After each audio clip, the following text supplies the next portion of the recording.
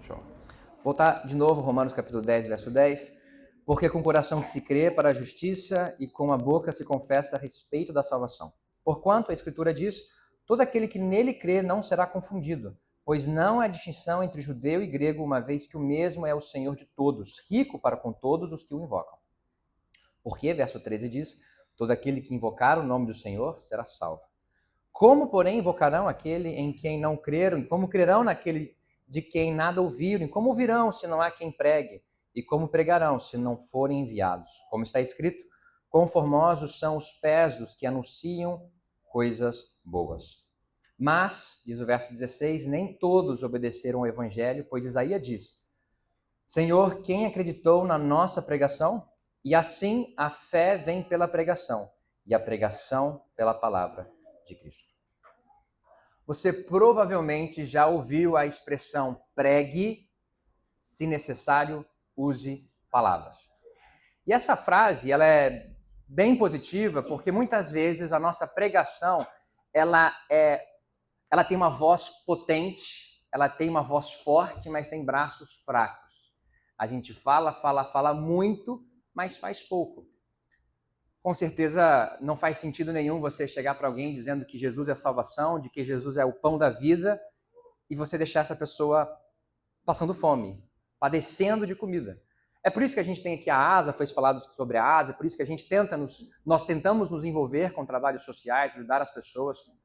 Mas por mais importante que essa frase seja, pregue, se necessários e palavras, eu quero hoje dizer para você que eu tenho um certo problema com essa frase. Eu quero dar para vocês alguns motivos sobre o porquê essa frase ela tem um certo problema, tá certo?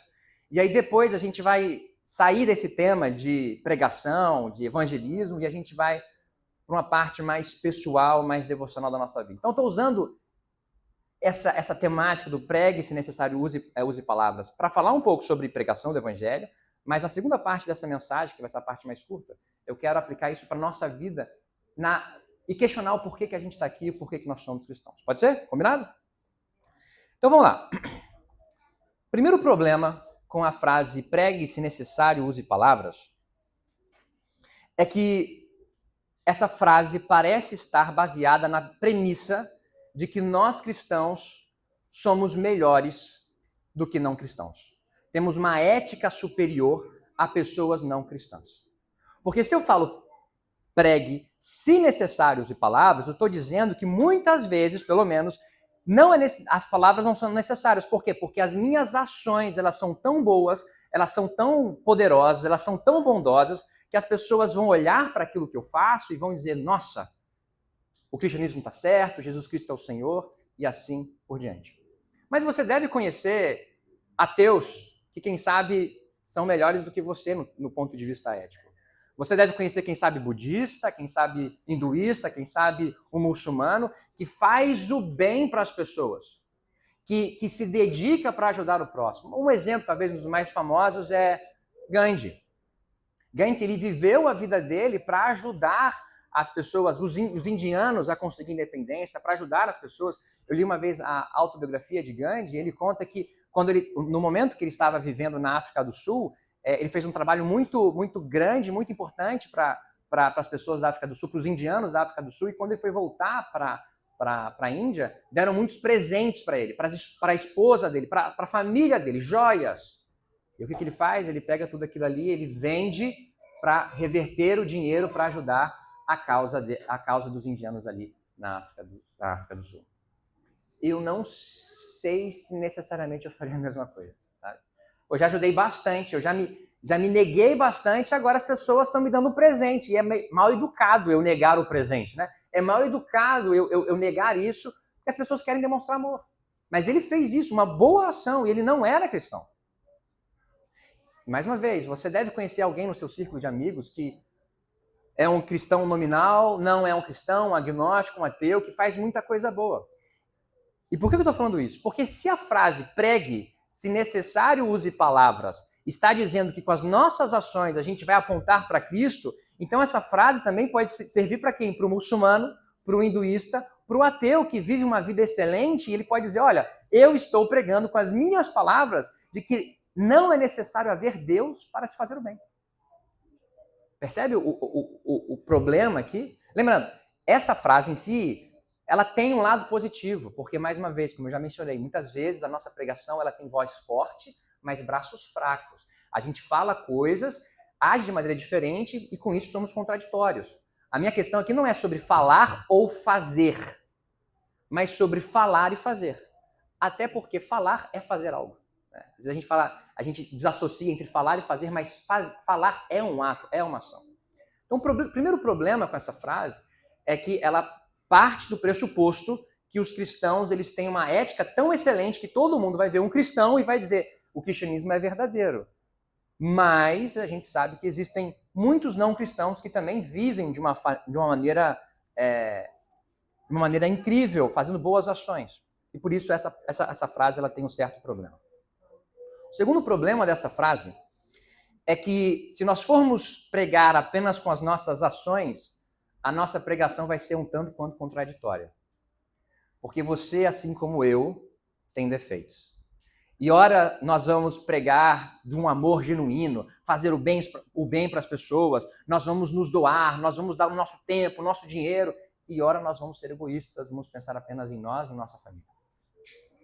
Então, se a gente vive nessa ótica de eu vou pregar sem palavras, ou, quem sabe, quase nunca é necessário usar palavras para pregar, eu vou ter uma pregação um tanto quanto problemática, porque as pessoas vão olhar para mim e vão dizer, olha, que legal, essa pessoa é boa, ela faz as coisas boas, quem sabe um verdadeiro discípulo de Cristo, e depois elas vão olhar para mim e vão dizer, que nem Jesus falou para Pedro, né? Arrede de mim, Satanás. E é curioso, porque mesmo se você for olhar essas grandes pessoas que nós colocamos num pedestal de pessoas com uma ótima ética, a gente vai encontrar defeitos. Gandhi, por exemplo, ele era um cara um tanto quanto, vamos dizer assim, ele tinha alguns problemas relacionados à sexualidade. Diz a história que quando ele chegou para a esposa e falou para a esposa, acho que vamos parar de ter relação sexual, ela deu graças a Deus, porque o cara não deixava a mulher em paz.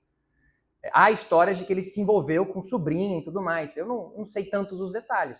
Mas Gandhi, um grande homem, que tinha os seus defeitos também. Madre Teresa de Calcutá, há quem diga que ela tinha enormes defeitos. E bem, isso não é de se espantar, porque você e eu também temos defeitos. Então, se nós formos pregar apenas com as nossas ações, ou se acharmos que as palavras são meramente secundárias ou optativas, na nossa pregação vai ser uma pregação um tanto complexa, porque ora vamos fazer coisas boas, ora vamos fazer coisas ruins. Mas agora eu quero caminhar para aquilo que é o principal da mensagem dessa manhã. A gente já falou que existem pessoas não cristãs que fazem boas coisas, falamos que nós, como cristãos, fazemos coisas boas e coisas ruins, mas agora os próximos 2 pontos são os pontos principais para a gente chegar na nossa reflexão dessa manhã. E o terceiro ponto, né, o terceiro dos 4 que eu estou falando aqui, tem que ver com o fato de que ações não comunicam tanta coisa. Você já ouviu aquela frase, né? Uma imagem vale mais do que 1000 palavras. Você conhece essa frase? Curiosamente, a gente precisa de palavras para explicar essa frase. Dificilmente você veria uma imagem e chegaria à conclusão, nossa, uma imagem vale mais do que 1000 palavras. Com certeza, você já passou por um momento em que você viu uma imagem e as coisas ficaram claras, mas o conceito não vai automaticamente vir na sua cabeça. E pessoas diferentes, vendo uma mesma imagem, vendo uma mesma ação, podem chegar a conclusões diferentes. Se eu faço algo bom e alguém me vê, a pessoa pode associar, nossa, o Rafael é cristão, ele faz isso porque ele é salvo em Cristo.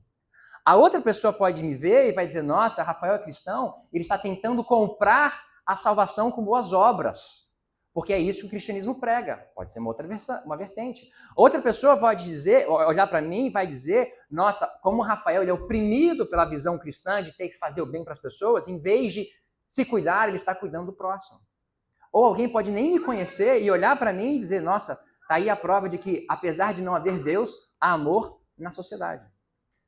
Percebe que as nossas ações, assim como muitas vezes as imagens, elas Elas comunicam algo, mas não comunicam com profundidade o motivo de nossas ações, não comunicam com profundidade o nosso estado de espírito, quem nós somos, o que nós acreditamos. Terceiro ponto. As ações, elas não necessariamente comunicam muita coisa.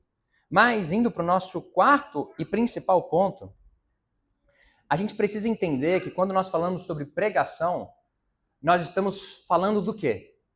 Nós estamos falando de uma ética moral. Nós somos chamados, estamos aqui meramente para falar de uma ética superior. Nós estamos aqui para falar como devemos agir, devemos viver, como podemos viver melhor. É claro que tudo isso faz parte do pacote. Viver bem, viver com saúde, fazer exercício, amar o próximo, tudo isso faz parte daquilo que Deus espera para nós, do nosso estilo de vida. Mas quando nós somos convidados para vir à igreja, quando somos convidados a abrir a palavra, quando somos convidados a nos relacionar com Deus, nós precisamos entender que o ponto principal e primordial não é a ética, não são nossas ações, mas o ponto principal é Cristo Jesus, o Deus que se encarnou, que viveu entre nós, que morreu e ressuscitou, para que você e eu tenhamos vida e vida em abundância. Tanto é que em Romanos capítulo 10, o verso 17, o último texto que eu li, diz: e assim a fé vem pela pregação, e a pregação pela palavra de Cristo. Perceba que o texto não está dizendo que a fé vem por testemunharmos de maneira bela.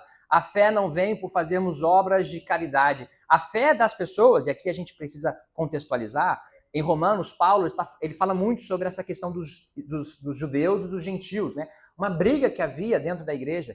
E aqui ele vai falando sobre a salvação. E a salvação dos judeus, a salvação dos gentios não veio por outra coisa, senão pela pregação, e a pregação pela palavra de Cristo.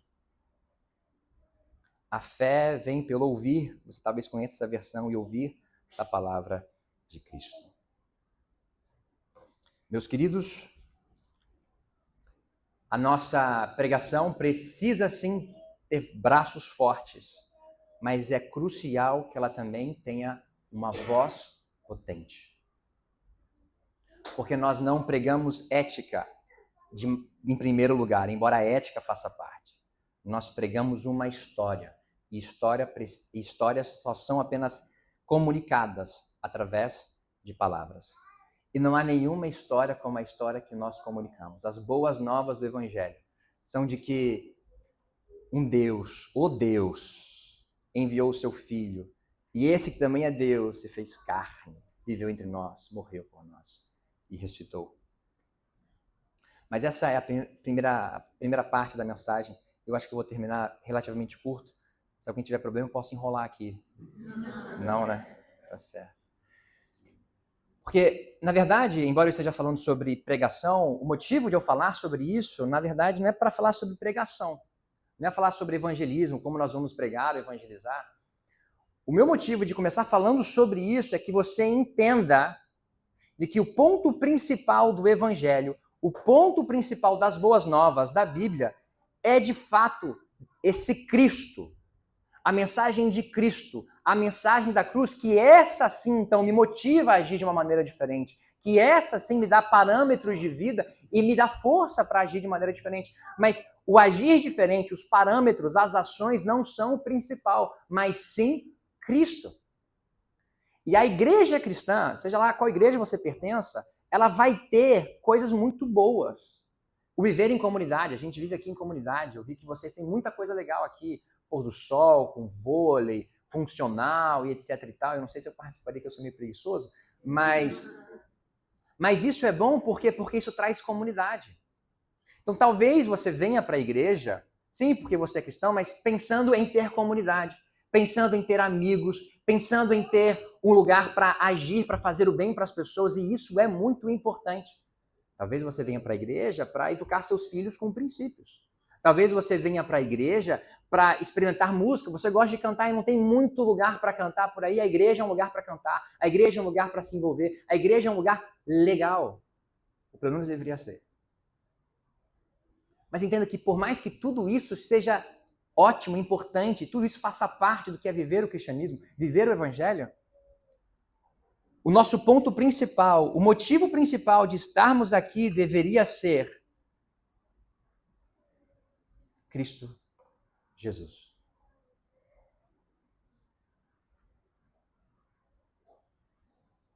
Porque vai haver momentos em que a comunidade vai se quebrar, em que os amigos vão brigar, em que você vai perder seu posto, seu cargo. E talvez você vai sair de comunidade, vai para um outro lugar e está tudo certo. A gente não precisa nascer e morrer na mesma igreja, no mesmo... Você pode ir para a Barra, pode ir para Botafogo, pode ir para... Você pode, está tudo certo. Mas aí a gente fica pulando de galho em galho porque muitas vezes o que nos traz à igreja, o que nos traz a esse momento, o que nos traz o ler a Bíblia e tudo mais é o pertencimento, é o se sentir bem, é o ter ali um grupo de amigos. E mais uma vez está tudo certo ter isso. Mas o principal que nós deveríamos ter, o motivo principal de nós estarmos aqui, o motivo principal de cantarmos, de louvarmos, de abrirmos a Bíblia, de entregarmos o nosso coração a Deus, não é para ter essas coisas, mas sim porque nós somos impressionados e impactados com a cruz de Cristo. Nós não somos chamados cristãos de maneira à toa. Nós somos chamados de cristãos porque nós temos um Deus poderoso que nos ama, que nos envolve e que tem algo melhor para nos oferecer, algo muito melhor do que essa comunidade, algo muito melhor do que esse senso de pertencimento, algo muito melhor do que todas essas coisas, porque essas coisas podem ir e vir, mas a palavra de Deus permanece eternamente, mas a graça de Deus permanece, mas o amor de Deus permanece. Eu quero já ir para a parte final. Mais uma vez eu posso enrolar se vocês quiserem, mas acho que ninguém vai querer isso. E pensar em três lições práticas que nós podemos tirar da mensagem dessa manhã. Embora eu não me aprofundei tanto no texto, essas 3 lições podem ser tiradas aqui do texto que nós lemos. Quero reler novamente com você o verso 14 e o verso 15 de Romanos 10.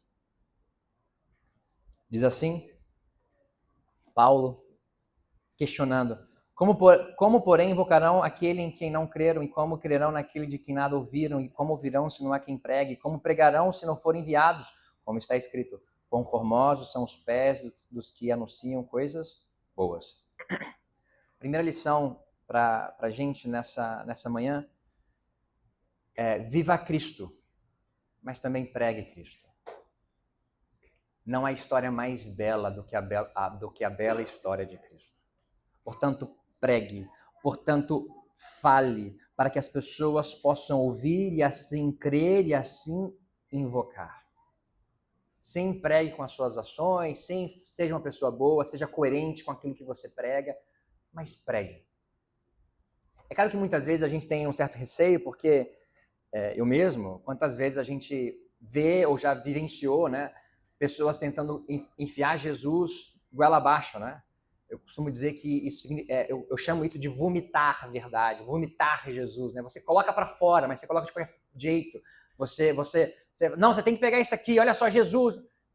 A gente tem que tomar cuidado, né, com a maneira que a gente faz, com o timing das coisas. Mas às vezes, por esperar tanto a hora perfeita, a gente nunca fala nada, né? Então pregue, viva Cristo e pregue Cristo, para que as pessoas ouçam e assim possam crer e invocar o nome do Senhor. Essa é a primeira lição. A segunda, invoque a Cristo diariamente. Capítulo 10, verso 12 e 13 diz, pois não há distinção entre judeu e grego, uma vez que o mesmo é o Senhor de todos, rico para com todos os que o invocam, porque todo aquele que invocar o nome do Senhor será salvo. Muitas vezes, na nossa boa intenção de se relacionar com Deus, de conhecer todas as Escrituras, Cristo Jesus se torna uma parte apenas da nossa relação com Deus. a gente lê sobre outras coisas, lemos doutrinas, tudo isso faz parte, mas nós falamos, nós pregamos isso sem pensar em Cristo Jesus. Há um pregador que eu admiro muito, morreu esse ano, no finalzinho do ano passado, Timothy Keller, você deve conhecer, é um pastor bem conhecido no mundo cristão. E é curioso, se você for ver os sermões dele, o cara sempre vai falar de Jesus. Ele sempre vai terminar com Jesus. Você não sabe como ele começa, você não sabe qual que é o meio, mas você sabe que ele termina com Jesus.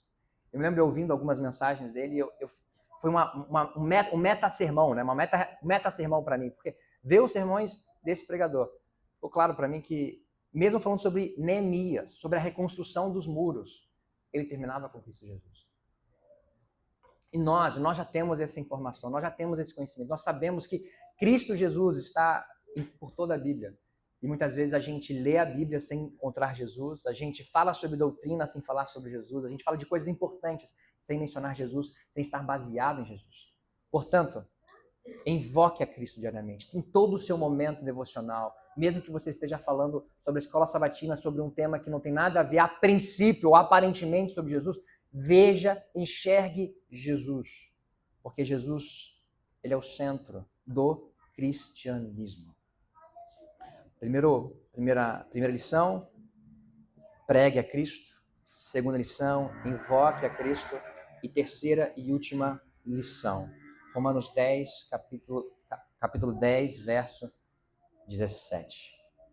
E assim a fé vem pela pregação e a pregação pela palavra de Cristo.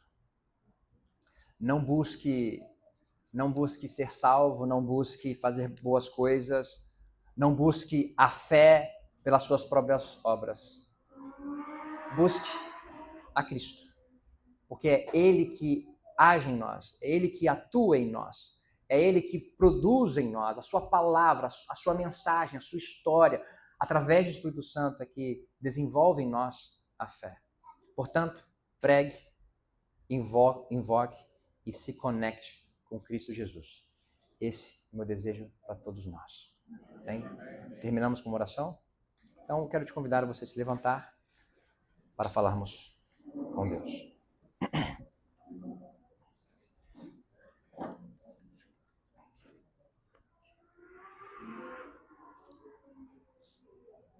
Bondoso Pai, nós somos muito gratos a Ti, porque um dia alguém pregou e nós ou alguém de nossa família ouviu essa mensagem maravilhosa e hoje nós somos cristãos.